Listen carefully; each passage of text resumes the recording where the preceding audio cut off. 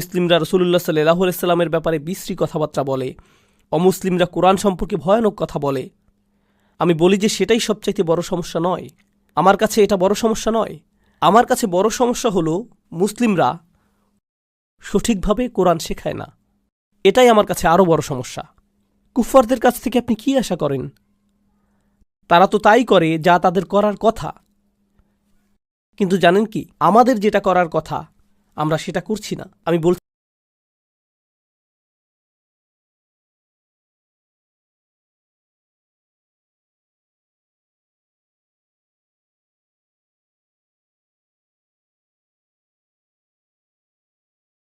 আসল কথা হলো, যখন আপনারা এই সূরাতে পড়েন আর রহমান আল্লামাল কুরআন খলাকাল ইনসান আল্লামাহুল বায়ান, তখন এই সবগুলো আসলে হলো একটি বাক্য, কিন্তু এগুলোকে আয়াত হিসেবে আলাদা করা হয়েছে। আর রহমান নিজে একটি আয়াত, ঠিক? এরপর আল্লামাল কুরআন আরেকটি আলাদা আয়াত। এখন এই সবগুলোই একটি আয়াত। মূলত আর রহমান মুবতাদা, আল্লামাল কুরআন হলো খবর ফি মাহাররফ। যদি দুটোকে এক বাক্য বানান, আর রহমান ও আল্লামাল কুরআন, কিন্তু আল্লাহ ঠিক করলেন এটাকে দুটো আয়াত করবেন।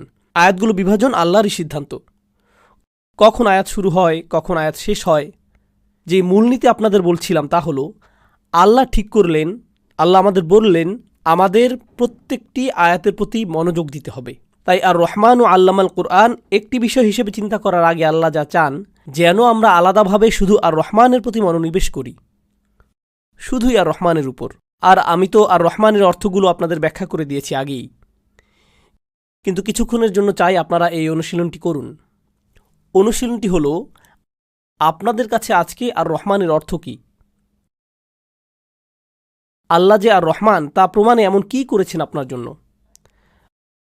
আপনি সকালে ঘুম থেকে উঠেছেন, আপনার চোখ এখনও কাজ করছে, আপনার ফুসফুস কাজ করছে, আপনি আপনার বিছানা থেকে উঠতে পেরেছেন, অর্থাৎ আপনার মেরুদণ্ডও ঠিক আছে, আপনার মুখে দাঁত এখনও আছে।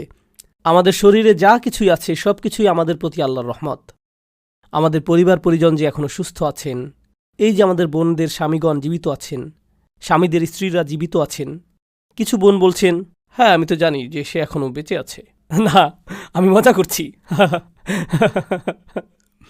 কিন্তু দেখুন, আমাদের পরিবার যে আছে এখনও, আমাদের বাচ্চারা আছে, আমরা যে সুস্থ আছি, আমাদের যে চাকরি আছে, আমাদের গায়ে যে পোশাক আছে, এই ব্যাপারটি, এখানে আসার জন্য আমাদের যে গাড়ি আছে এটা, তাই না? আমরা যে মসজিদের ভেতরে সালাত পড়ছি সেটা, এই যে আমরা মুসলিমদের সাথে একসাথে থাকতে পারছি, এই সব কিছুই আল্লাহ আমাদের দিয়েছেন, অগণিত আরও শত কোটি জিনিসের সাথেই। বরঞ্চ আল্লাহ বলছেন, ওয়া ইন তাউদ্দু নিয়ামাতাল্লাহি লা তুহসুহা, যদি তোমরা আল্লাহর নিয়ামত গোনার চেষ্টা করো তবে তা কোনোভাবেই পারবে না। আল্লাহ আমাদের জন্য কত কিছু করেছেন তা বের করা একেবারেই অসম্ভব। সত্যি কথা হলো, আল্লাহর শুধু একটি নিয়ামতের কথা চিন্তা করুন, আমি দেখতে পাই শুধু একটি নিয়ামত, তাই না? কিন্তু কতভাবে এই একটি নিয়ামতের উপকার আপনি পান, অকল্পনীয়।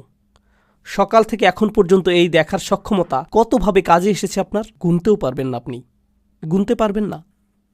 তাই আপনি যদি ড্রাইভ করেন, বিশেষ করে কাতারে, আপনি ড্রাইভ করছেন আর 30 সেকেন্ডের জন্য দেখার ক্ষমতা হারিয়ে ফেললেন, 30 সেকেন্ড কিছুই দেখতে পাচ্ছেন না, কি হবে? আমাদের জীবন নির্ভর করছে প্রতি সেকেন্ড দেখার সক্ষমতার উপরে, প্রত্যেকটি মুহূর্ত।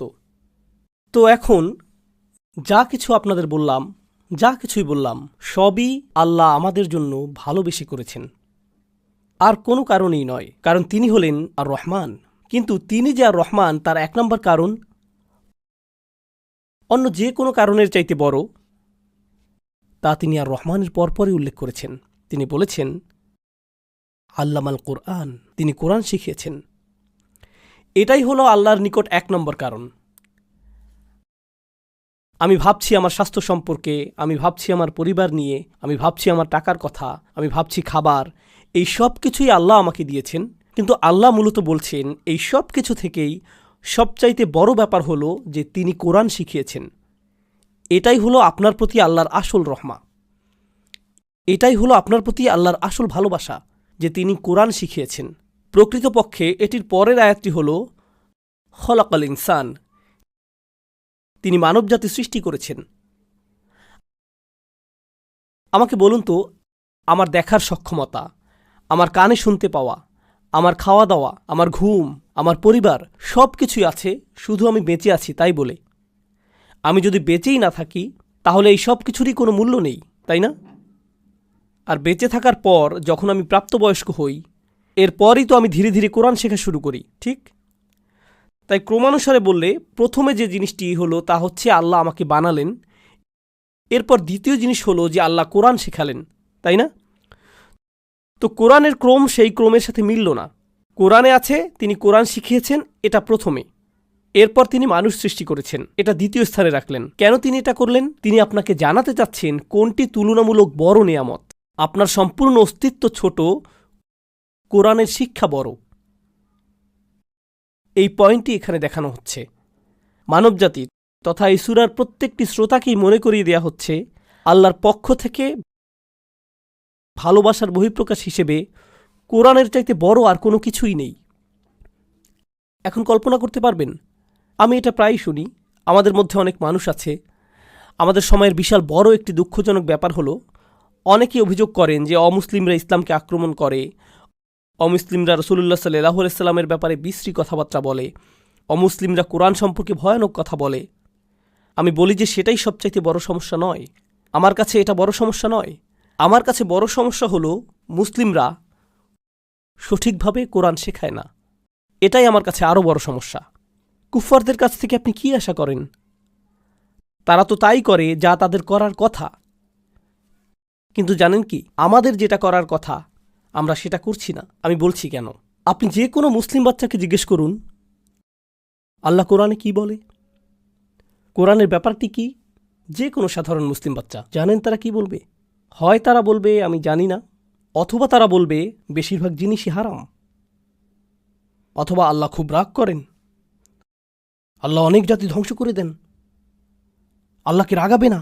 আপনাদের অনেকেই নিজেদের বাচ্চাদেরকে এভাবে বড় করেন, এটা করবে না, আল্লাহ খুব রাগ করবেন। আপনারাই রাগান্বিত এক স্রষ্টার ধারণা তৈরি করে দেন। সেটা কোথায় পান? হয়তো কোরআনেই আছে। এই বক্তব্যটি রহমান আল্লামাল কোরআন, এই বক্তব্যটি এর মানে কি যে কোরআনকে অন্য যে কোনো কিছু মনে করার আগে, এটাকে হেদায়েতের বই ভাবার আগে আমরা এটাই ভাবি, এটাকে শাস্তির কোনো কিতাব ভাবার আগে আইন, নীতি, ঠিক ব্যাঠিক, নিয়ম নীতি, এই বইয়ের ব্যাপারে প্রথম আপনাকে ভাবতে হবে যে এই বইটি ভালোবাসার বহিঃপ্রকাশ, আল্লাহর ভালোবাসার অকল্পনীয় এক বহিঃপ্রকাশ। এভাবেই আপনাকে কোরআন সম্পর্কে ভাবতে হবে। এটাই কুরাইশদেরকে বলা হচ্ছে। প্রকৃতপক্ষে আল্লাহ যখন শাস্তির কথা বলেন তখনও সেই আয়াত ভালোবাসা সম্পর্কিত হয়ে যায়। একটি মেয়ে আমার কাছে এলো, এরকম ঘটনা ইদানিং আমার সাথে প্রায়ই হয়। মেয়েটি আমার কাছে আসলো, আমি বোস্টনে ছিলাম। লেকচার শেষ হওয়ার পর সে আমার কাছে এসে বলল আমি ইসলাম ছেড়ে দিয়েছি, সে আর মুসলিম নেই। আমি জিজ্ঞেস করলাম কেন?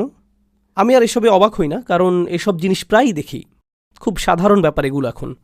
তো সে আমার কাছে এসে বলল সে ইসলাম ত্যাগ করেছে। কেন ইসলাম ত্যাগ করেছো?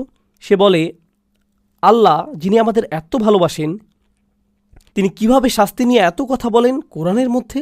আল্লাহ কি শাস্তি সম্পর্কে কথা বলেন? হ্যাঁ, আসল কথা হলো তিনি তো কিছু শাস্তির ভয়াবহ বর্ণনাও দিয়েছেন। আপনি যদি এই ধরনের শাস্তি দেখিয়ে একটা ফিল্ম বানাতে চান তাহলে লেখা থাকবে the following film is rated R. পিতামাতাদের সতর্ক করা হচ্ছে বাচ্চাদেরকে এটা দেখাবেন না। মানুষকে জীবিত পোড়ানো হচ্ছে, তাদের চামড়া খুলে আসছে, এরপর আবার লাগিয়ে দেওয়া হচ্ছে, ফুটন্ত পানি কারো মুখে ঢেলে দেওয়া হচ্ছে। ও মাই গড, কি ভয়ানক! এগুলো তো মুভিতেও দেখানো হয় না, এগুলো মুভিতেও দেখায় না। খুবই ভয়ঙ্কর। কোরআনের বর্ণনাগুলো খুবই স্পষ্ট, খুবই ভয়ানক বর্ণনা। আরও কি জানেন? আমি তাকে বললাম তুমি ঠিক বলেছ, কোরআনের শাস্তিগুলো আসলেই কঠিন, খুবই কঠিন। আরও বড় কথা হলো পুরো কোরআনের ভেতর বলতে গেলে সবচাইতে ভয়ানক বর্ণনা সূরাতুর রহমানেই। মানে কোরআনের ভেতর শাস্তির সবচাইতে ভয়ঙ্কর বর্ণনা এই সূরাতেই আসছে সামনে। তাহলে প্রশ্ন আসে সূরাটি কি নামে শুরু হয়েছে? আর রহমান। তাহলে আল্লাহ কিভাবে এসব শাস্তির কথা বলেন? তাই সে তার প্রশ্ন শেষ করার আগেই আমি প্রশ্ন শেষ করে দিলাম। এটাই তোমার সমস্যা, তাই না? হ্যাঁ হ্যাঁ, একদম এটাই, একদম এটা। আপনি তো বুঝেছেন। হ্যাঁ হ্যাঁ, আমি তো বুঝি। আর সেটাই আমরা আজকে সমাধান করার চেষ্টা করব। যখন সেই আয়াতগুলোতে যাব। এখন করব না আমি, কিন্তু বুঝতে চেষ্টা করুন, এই সূরাতে আল্লাহ প্রত্যেক যা কিছুই বলেছেন তা একটি চশমার ভিতর দিয়ে দেখতে হবে, আর সেই চশমা হলো আর রহমান। বুঝতে পারছেন? এই সূরার বাকি পুরোটা কিছুই বুঝতে পারবেন না যদি না বুঝেন যে সব কিছুই আল্লাহ বলেছেন কিসের কারণে? অকল্পনীয় ভালোবাসা। এমনকি যখন কি নিয়ে কথা বলেন? জাহান্নাম। এমনকি তখনও আপনি বলবেন ভালোবাসা নিয়ে কথা বলতে গেলে কিভাবে জাহান্নাম নিয়ে বলেন তিনি? আমরা সেটাই সমাধান করব যখন সেখানে যাব। এখন চলুন কথা বলি, ফিরে যাই একটু। আর আমি আপনাদের বলবো এখন আল্লামাল কোরআন নিয়ে। তিনি কোরআন শেখালেন। শেখানো আর জানানো কিন্তু এক নয়, এটাই প্রথমে আপনাদের বলতে চাই। শেখানো কিসের মতো না? জানানো। এখন আমি আপনাদের জানাচ্ছি। যদি আপনাদের শেখাতাম তাহলে পরীক্ষা নিতাম, যদি আপনাদের শেখাতাম তাহলে 30 বার হলেও রিপিট করতাম, যদি শেখাতাম তাহলে কাল আবার এসে বলতাম। আপনারা বুঝেছেন কিনা সেটা নিশ্চিত হতাম। যদি আপনাদের শেখাতাম তাহলে যেন আপনারাও শেখাতে পারেন সেভাবে শেখাতাম। শিক্ষকতা অনেক ধৈর্যের ব্যাপার। শিক্ষকতায় অনেক পুনরাবৃত্তি প্রয়োজন। আমাদের মধ্যে সম্পর্ক গড়া হয় শিক্ষকতার প্রয়োজনে। শুধুমাত্র জানানোর জন্য কিছুই লাগে না। আপনাদের একবার বলেই চলে যেতে পারবো, আপনাদের জানিয়েই আমার দায়িত্ব শেষ করেছি। আল্লাহ বলছেন তিনি কোরআন শিক্ষা দিয়েছেন।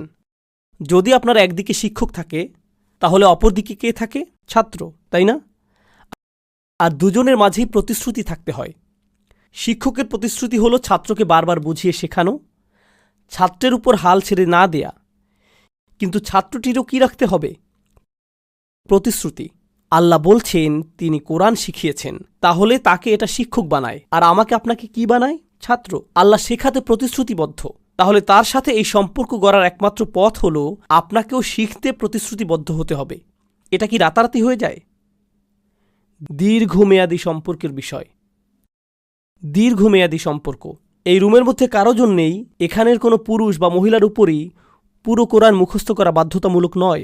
আপনার পুরো কোরআন মুখস্থ করতে হবে না। সম্পূর্ণ কোরআন অধ্যয়ন করাও আপনার জন্য বাধ্যতামূলক নয়। কোরআনের প্রত্যেকটি শব্দ জানতেও আপনি বাধ্য নন। আপনার কোরআনের প্রত্যেকটি আয়াত জানতেও হবে না। আপনি জানতে বাধ্য নন। আপনাকে যা দিতে হবে তা হচ্ছে প্রতিশ্রুতি। একমাত্র প্রয়োজন কি? প্রতিশ্রুতি। আপনি কি আল্লাহর কিতাব থেকে কিছু হলেও শিখছেন প্রতিদিন? এটুকুই। আপনি কি শিখতে প্রস্তুত?